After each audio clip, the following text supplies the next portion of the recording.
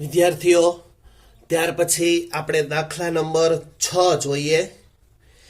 AB ગુણ્યા 5 જવાબમાં CAB આપેલું છે, એટલે આપણે એમ કહી શકીએ કે અહીંયા અજ્ઞાત સંખ્યા 3 છે. બરોબર, આપણે લખીએ કે અહીં 3 અજ્ઞાત અંકો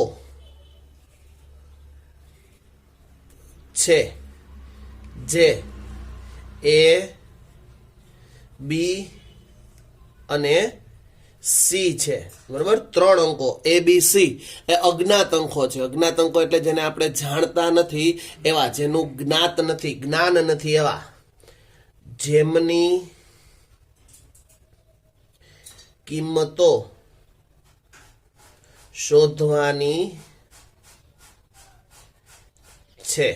બરોબર, આ અજ્ઞાત સંખ્યા જે છે એની કિંમત આપણે શોધવાની થશે.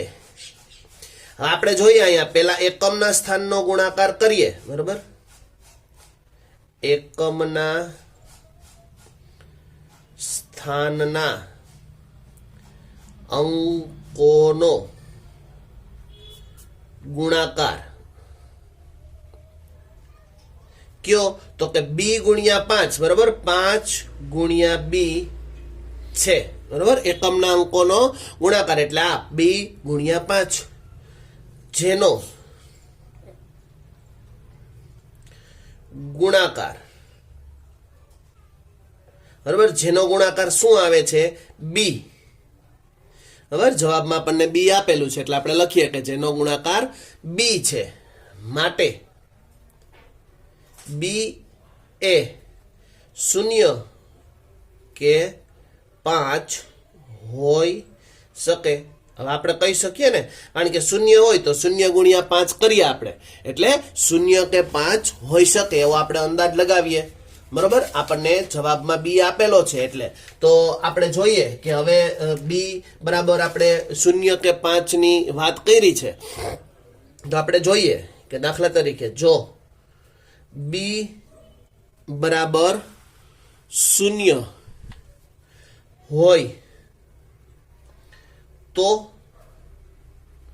0 હોય, આપણે કીધું ને 0 કે 5 હોઈ શકે, તો હવે આપણે જોઈએ કે 0 છે કે 5 છે. તો આવું કંઈક થશે. દાખલા તરીકે A, B ની જગ્યાએ 0 મૂકશું, ગુણ્યા 5 જવાબમાં CA અને અહીંયા 0. બરોબર, આ પહેલી શરત. બીજી શરત આપણે હમણાં લખી કે જો B બરાબર 5 હોય તો શું થાય? તો કે આપણે A ની જગ્યાએ B ની જગ્યાએ 5 કિંમત મૂકીએ એટલે A 5 ગુણ્યા 5 જવાબમાં CA 5 આપેલા છે એટલે ન્યાય 5 B ની જગ્યાએ મૂકશું. બરાબર, આવું કંઈક મૂકશું, આમ થશે. હવે આપણે અહીં લખીએ કે ભાઈ દશકના સ્થાનના અંકોનો ગુણાકાર, દશકના સ્થાનની વાત કરીએ, આવડવા એકમ દશક. બરોબર, 5 ગુણ્યા A છે, જેનો ગુણાકાર CA છે. શું આપેલું છે? CA. બરોબર, જેનો ગુણાકાર CA છે એમ કહી શકીએ આપણે. માટે A બરાબર 0 અથવા A બરાબર 5, આ બેમાંથી કોઈ પણ એક હોઈ શકે. બરોબર, આપણે જોઈએ કે હવે બેમાંથી એક હોઈ શકે. આપણે એમ કહી છીએ કે A બરાબર 0 અથવા તો 5 હોઈ શકે. ચાલો આપણે એની ગણતરી કરીએ. પણ આપણે લખીએ કે પણ A બરાબર નોટ ઇક્વલ ટુ, બરાબર નથી, 0, કારણ કે શું કરવા કે કારણ કે રકમમાં જવાબી ગુણાકાર 3 અંકનો છે. બરાબર, રકમમાં જવાબી ગુણાકાર કેવો છે? 3 અંકનો છે. એટલે કે a is not equal to 0, 0 ન હોય તો કે હવે માટે a બરાબર 5 હોઈ શકે. આપણે આવું કહી શકીએ. આમ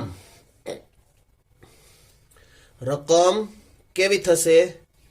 50 ગુણ્યા 5 અથવા તો 55 ગુણ્યા 5 આવી રકમ બને. બરાબર, બેમાંથી એક રકમ બનશે, 50 ગુણ્યા 5 અથવા તો 55 ગુણ્યા 5. હવે તો કે જો 55 ગુણ્યા 5 હોય તો ગુણાકાર કેટલો થાય? 275 થાય 3 અંકમાં. પચું 25 નો પાંચડો વધી પડી 2, 25 ને 2 27, 275 જવાબ આવે. જે રકમ પ્રમાણે બંધ બેસતું નથી, માટે 50 ગુણ્યા 5 બરાબર 250 હોય. બરોબર, હવે એ રકમ સાથે બંધ નથી બેસતું. એટલે હવે એમ કહી શકીએ આપણે કે આમ આ કોયડો જે આપેલો છે એમાં આપણે હવે કહી શકીએ આના આધારે કે 50 ગુણ્યા 5 એટલે કે 25 25 અને શૂન્ય એમને કે જ્યાં a બરાબર 5, b બરાબર 0 અને c બરાબર હવે 2 થાય. મળે આપણે ત્રણેય સંખ્યા મળી ગઈ abc. બરાબર, 5 0 અને 2. તો આમ આપણે આ કોયડો છે એ આખો ઉકેલી શકીએ. આના આધારે આપણે કહી શકીએ કે આ 250 જવાબ આવે. એટલે આપણો આ ફાઇનલ કોયડો, ફાઇનલ જવાબ a બરાબર 5, b બરાબર 0 અને c બરાબર 2 થશે.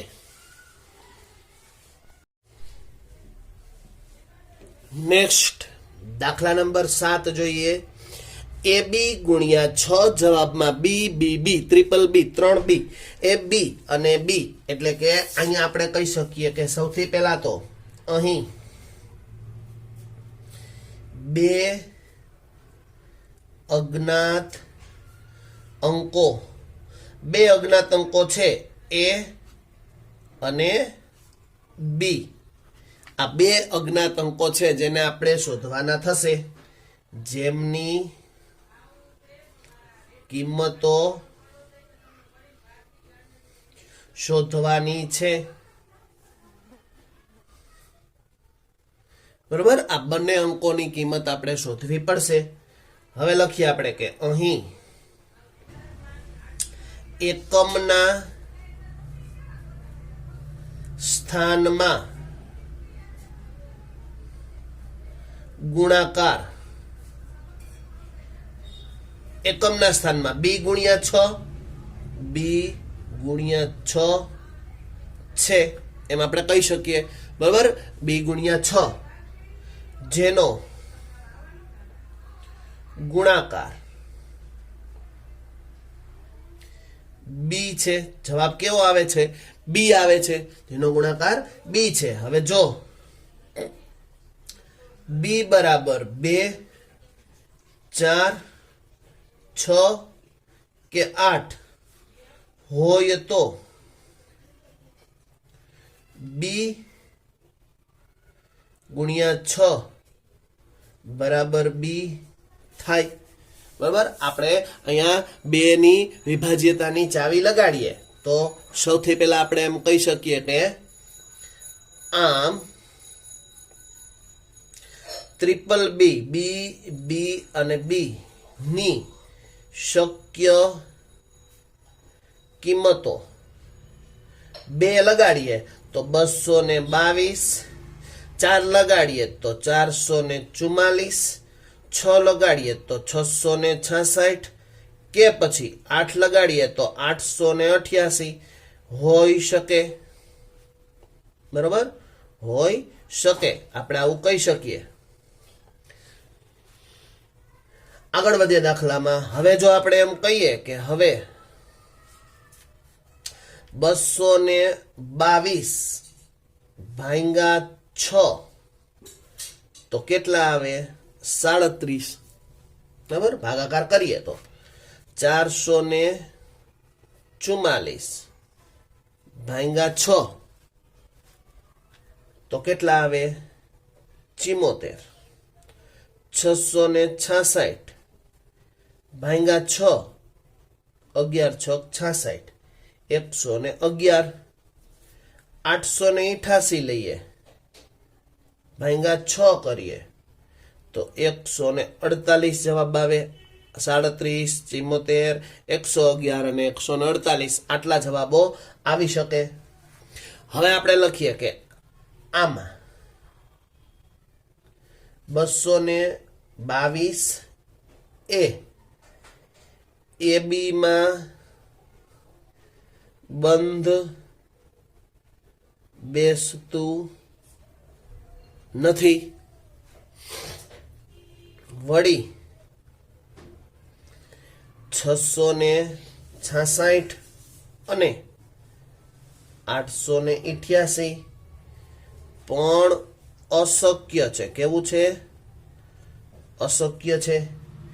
માટે આપણે એમ કહીએ કે 444 ભાંગ્યા 6 બરાબર 74 એટલા લઈએ આપણે. 74 લેતા એ બી માં બંધ બેસે છે. બરોબર, એના આધારે આપણે કહીએ કે એ બી ની અંદર બંધ બેસે છે. હવે જો એ બંધ બેસતું હોય તો આપણે એમ કહી શકીએ કે આથી આ રીતે આમ કોયડો છે. બરોબર, એ કેવો થશે? તો કે 74 ગુણ્યા 6 444, કે જ્યાં એ બરાબર 7 અને